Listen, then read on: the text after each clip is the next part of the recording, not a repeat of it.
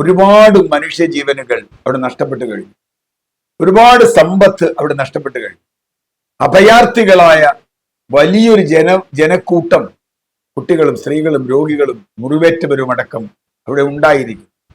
ഇങ്ങനെ ഒരു യുദ്ധഭൂമിയിലേക്ക് ഒരു കരാർ ലംഘിച്ച് ഇത്രയും വലിയ ആക്രമണം നടത്തുന്നതിന് ഒന്നും ന്യായീകരണമല്ല.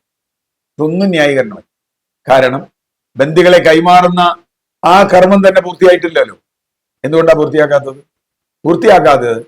ഇത് യുദ്ധം അവസാനിക്കരുത് എന്ന് ചിലരെങ്കിലും ആഗ്രഹിക്കുന്നുവെന്നാണ്.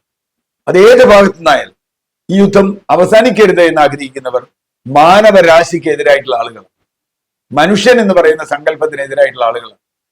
അത് അമേരിക്ക, പ്രത്യേകിച്ചും ട്രംപിന്റെ നേതൃത്വത്തിൽ അമേരിക്ക വന്നതോടുകൂടി അവിടെ ഏതാണ്ട് ഒരു മരണത്തിന് കൈയും കാലും വെച്ച പോലെയാണ് കാണുന്നത്.